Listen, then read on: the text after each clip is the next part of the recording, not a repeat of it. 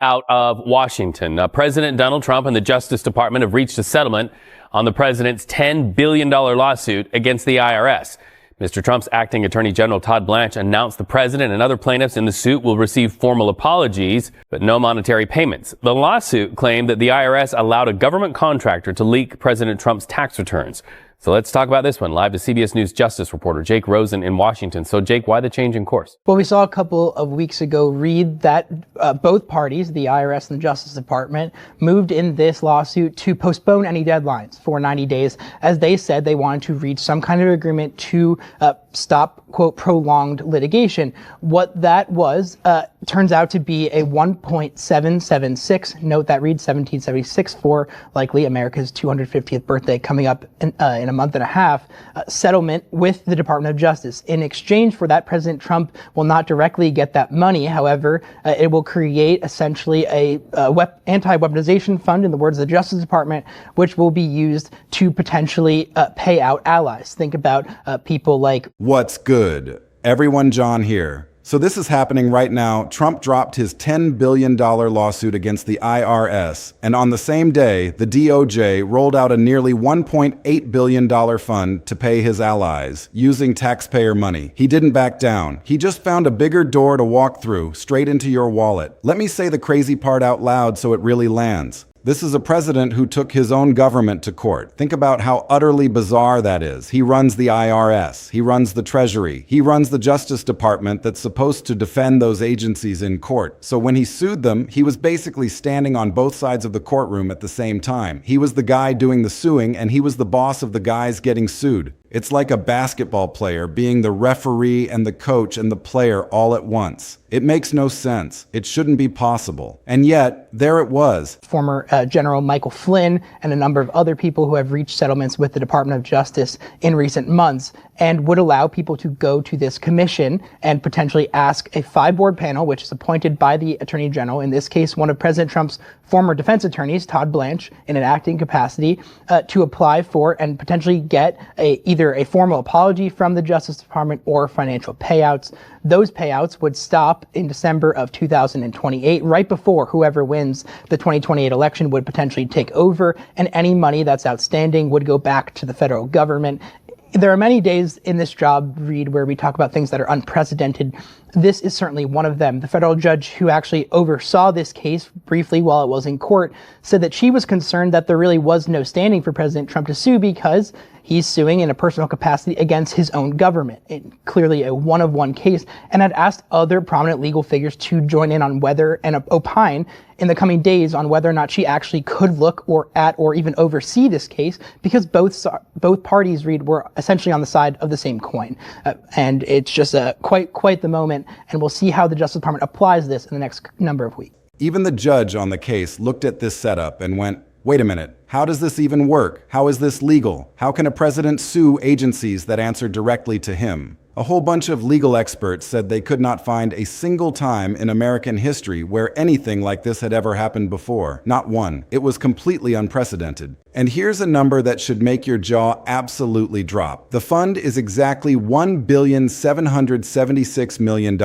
Why that weird specific number? Because 1776 is the year America declared independence. Yeah, they picked the dollar amount to match the birthday of the country. That's not an accident. That's branding. That's messaging. They're literally wrapping this whole thing in the flag, putting a patriotic bow on it, and hoping nobody looks too closely at what's underneath. They even gave it a big, noble-sounding name, the Anti-Weaponization Fund. Sounds great, right? Sounds like justice. Sounds like protecting people from government overreach. Sounds like exactly the kind of thing a good government should do. Trump is taking his own government to court. The president, 2 of his eldest sons, and the Trump Organization have filed a lawsuit against the IRS and Treasury Department. He is seeking $10 billion in damages over allegedly leaking confidential tax returns. The legal action was filed at a federal court in Miami. The complaint claims that government agencies did not take adequate steps to prevent a former Internal Revenue Service contractor from leaking tax returns. According to court documents, Trump is suing in a personal capacity rather than as a president. The case centers on former IRS contractor Charles E. Littlejohn. He was sentenced to 5 years in prison in 2024 after pleading guilty to leaking Trump's tax records to the New York Times. Trump's tax returns were the focus of speculation during his first term in office. Back in 2020, the New York Times reported that Trump paid just $750 in federal income taxes in 2016 and 2017. Trump dismissed the report as fake and said the information was illegally obtained.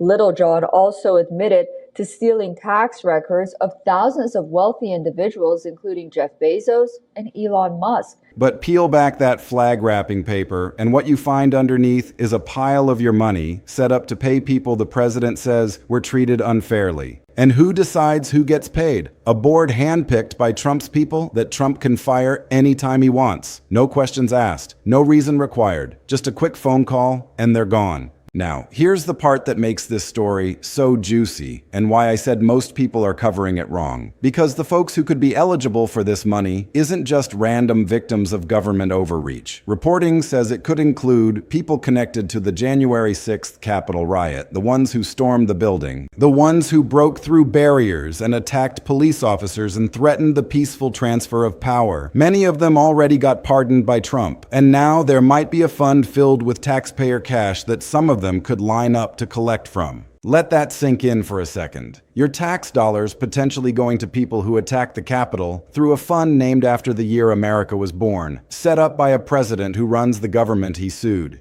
Now, the filed lawsuit says that the IRS and the U.S. Treasury Department had a duty to safeguard and protect their confidential tax returns. It claims that the leak caused financial harm, public embarrassment, unfairly tarnished their business reputations, portrayed them in a false light, and negatively affected public standing of President Trump, his sons, as well as his organization. This is not the first time that President Trump has taken legal action against the federal government that he oversees. The New York Times reports that Trump had sought $230 million in damages from the U.S. Department of Justice. The claim relates to investigations into his handling of classified documents and efforts to overturn the result of the 2020 election. Since returning to office, President Trump has filed multiple lawsuits, often against media organizations demanding billions of dollars. He sued the BBC last year over edits to a January 6th speech clip. He is also suing the Wall Street Journal and Rupert Murdoch over reporting linked to Jeffrey Epstein.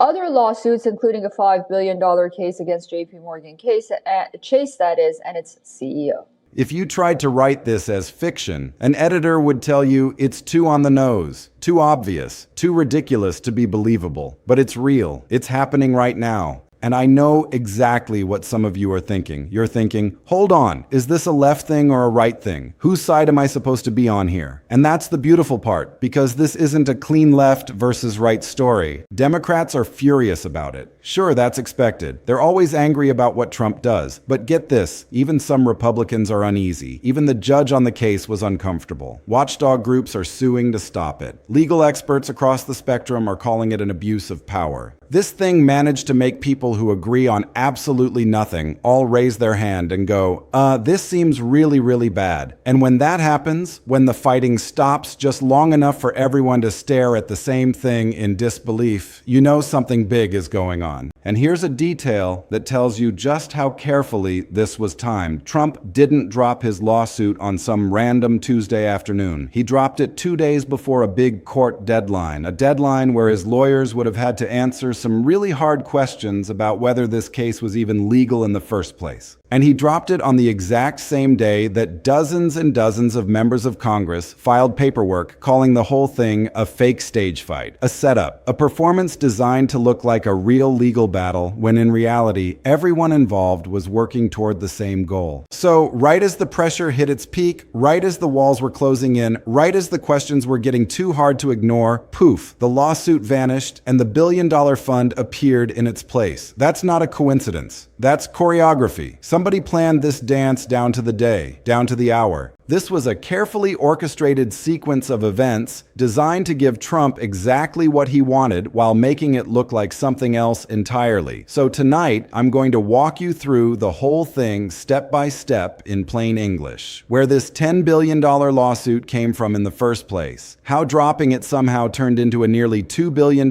payday for his allies. Who actually gets the money, who's fighting to block it, and why your wallet is quietly on the hook for all of it. Because this is a story about money, power, and payback all rolled into one. And by the end, you're going to understand it better than most of the people yelling about it online. Let me walk you through the timeline because the sequence of events here is absolutely crucial to understanding how this all went down. Back in 2019 and 2020, there was a guy named Charles Littlejohn. He was a contractor working for the IRS, and he did something illegal. He leaked the private tax returns of thousands of wealthy people to the press. Big news outlets got them. And one of those people whose taxes got leaked was Donald Trump. Now, Littlejohn got caught. He got convicted. He got sentenced to 5 years in prison for it. So the crime was real. The guy paid for it. And that part isn't really in dispute. A leak happened. Someone broke the law. Someone went to prison. Fine. Straightforward so far. But here's where it gets interesting. In January of 2026, Trump, his sons Don Jr. and Eric, and the Trump Organization, they all filed a lawsuit, but they didn't sue Littlejohn, the guy who actually did the leaking. He was already in prison. No, they sued the IRS and the Treasury Department. Their argument was that those agencies should have stopped Littlejohn. That they failed to protect Trump's private information, that they were negligent in their duty to safeguard sensitive taxpayer data. And how much did they want for that failure? At least $10 billion. $10 billion.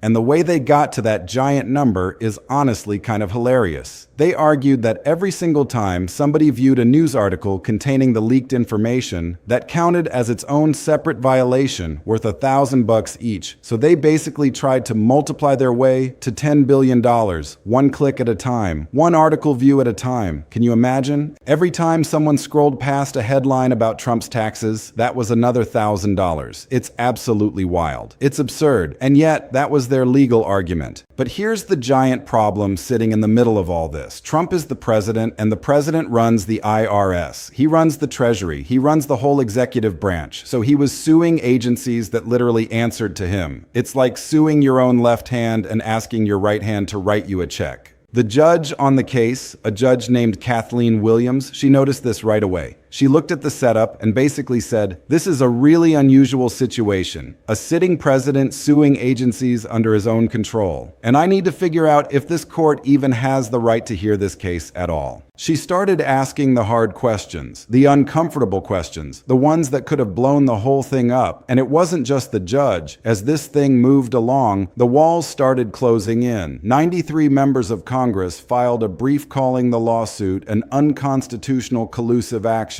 Collusive, that's a fancy legal word for a fake fight, a setup. Two sides pretending to battle in court when really they both want the same outcome. Watchdog groups jumped in and said using public money to pay Trump would violate the Constitution itself. There's a rule in there called the Domestic Emoluments Clause. Basically, it says a president can't use his office to line his own pockets beyond his salary. And critics said that's exactly what this smelled like. So Trump's lawsuit was heading straight into a buzzsaw. Tough judge, angry Congress, constitutional problems. It was in serious trouble. So what did they do? Here's the move. And it's slick. So watch closely. 2 days before a big court deadline, and on the very same day, those 93 members of Congress filed their brief. Trump's lawyers filed a notice to just drop the lawsuit voluntarily. Poof. Gone. Just like that.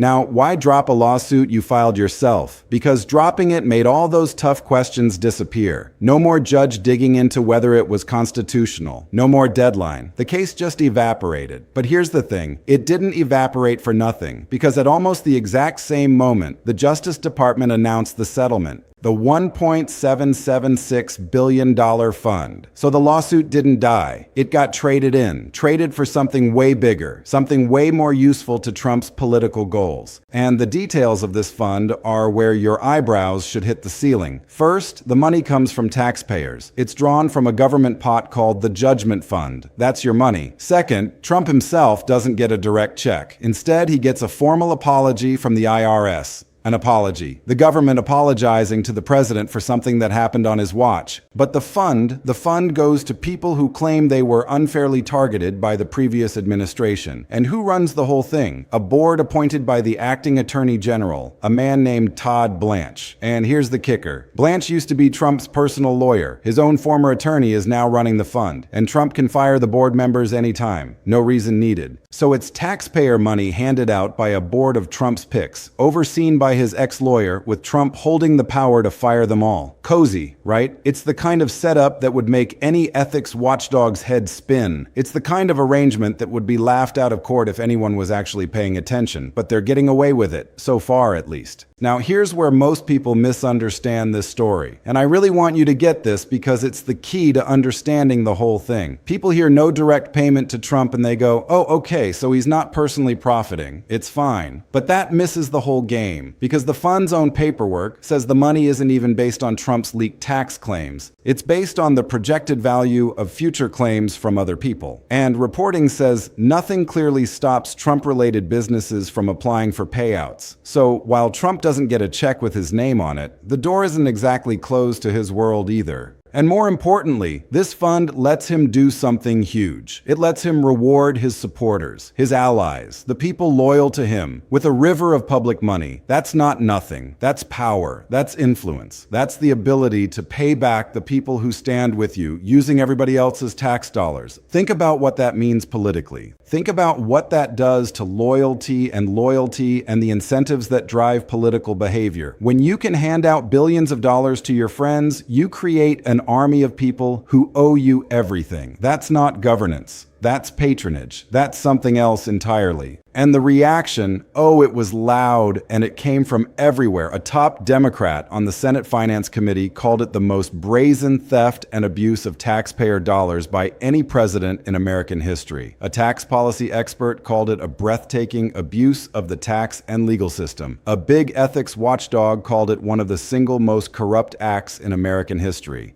And it wasn't only Democrats squirming. Some Republicans said they have to see the financials before they could back it. One Republican congressman actually vowed to try and shut the fund down. Capitol Police officers who defended the building on January 6th sued to block it. The judge herself criticized how the whole thing ended, pointing out that Trump's lawyers didn't even stay in court to finalize a settlement. It was a mess. A bipartisan, everybody's uncomfortable mess. Now, the Trump team had an answer for all this heat, and it's worth hearing because you should always know the other side's best defense. They pointed back in history and said, hey, President Obama did something like this years ago. He set up a fund to compensate farmers who suffered racial discrimination over decades. So they argue, this isn't new, this isn't crazy, presidents have done this before, there's precedent, and okay, fair enough, that's a real thing that happened. But the people who actually worked on those settlements pointed out some huge differences. For one, a judge signed off on that older settlement. In this case, the judge did not get to weigh in. For another, this new fund is about 3 times bigger than the old one. And the folks who used to handle this stuff at the Justice Department noticed something even richer. They said Trump's own officials had recently moved to get rid of these kinds of third-party payout settlements. Wanted them gone, argued they were bad policy, and now suddenly they're embracing the exact same tool for their own goals. Funny how that works, huh? It's amazing how principles can shift when they suddenly become useful. Let's break this whole thing down in plain terms.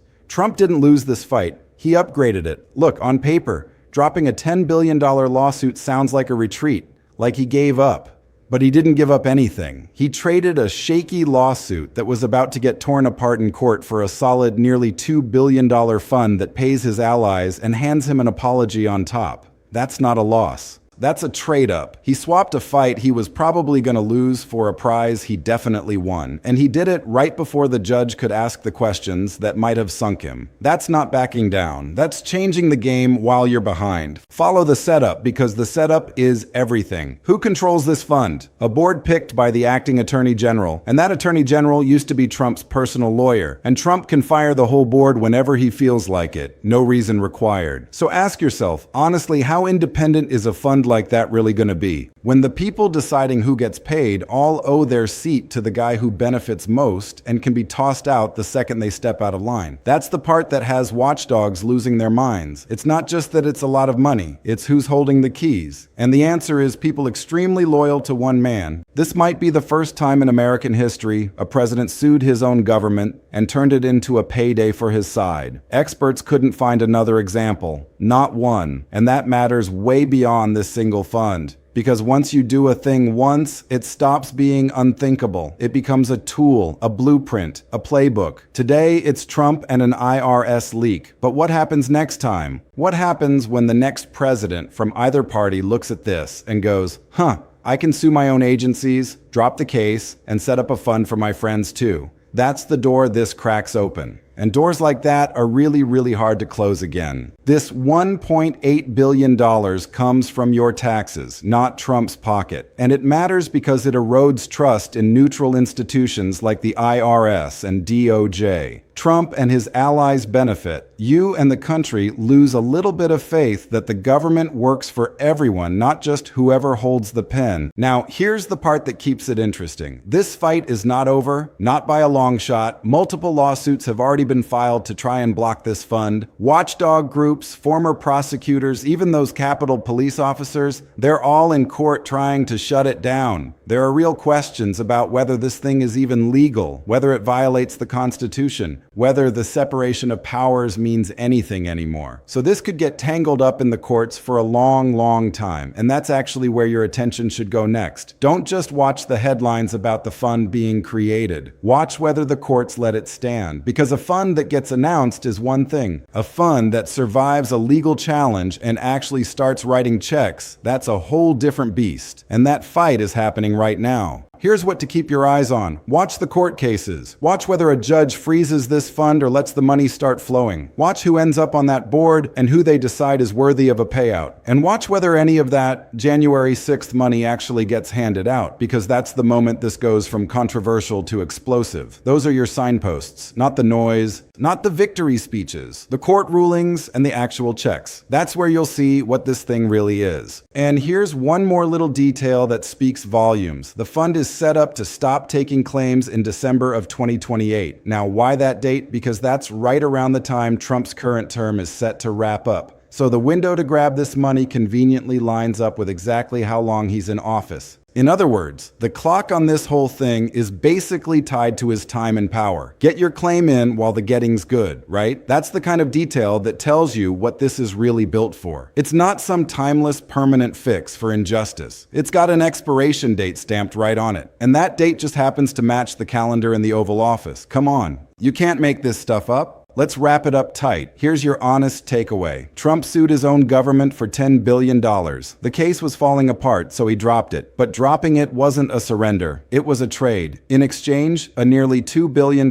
taxpayer fund got created to pay his allies with a board of his people running it and his former lawyer on top. Democrats hate it. Some Republicans are nervous. Watchdogs are suing, the judge was uncomfortable. And you, the taxpayer, are footing the bill for the whole thing. That's the real story. Not that Trump backed down, but that he found a way to turn a losing lawsuit into a winning payday using your money to do it. And the scariest part isn't even the money, it's the precedent, because he just showed every future president a brand new trick. And tricks like this don't get unlearned. Once it's on the table, it stays on the table for everybody who comes after. That's the part that should worry you long after the headlines fade. Because what happens when the next president decides to use this playbook? What happens when they decide to sue their own government and then set up a fund for their supporters? What happens when this becomes standard operating procedure instead of an outrageous exception? Think about the long-term implications here. Every time a president does something unprecedented, it becomes a tool for the next one. That's how power accumulates. That's how norms erode. That's how institutions fail. Not through dramatic collapses, but through 1,000 small cracks that eventually become canyons. This fund is one of those cracks. It's a crack in the wall that separates the executive branch from the rest of the government. It's a crack in the idea that the Justice Department is independent. It's a crack in the notion that taxpayer money should be used for public purposes, not private political rewards. So stay sharp and keep watching those courtrooms because this saga is far from finished. The next big twist won't come from a podium. It won't come from a press conference or a social media post. It'll come from a judge's ruling quietly on some random afternoon deciding whether billions of your dollars actually get to flow. That's where the real power is. That's where the real battle is being fought. And that's where you need to be paying attention. The $1.8 billion fund isn't really about the money. It's about a president treating the government as his personal piggy bank, rewarding loyalty over service. Once this norm is broken, it becomes almost impossible to repair, setting a precedent that could permanently corrupt the culture of government for generations to come. Court challenges to the $1.8 billion fund are critical. If they succeed, the precedent could be reversed. If not, we enter an era where presidents can reward allies with taxpayer money unchecked. Public attention and accountability are the only defenses against this kind of power grab, and the story is far from over.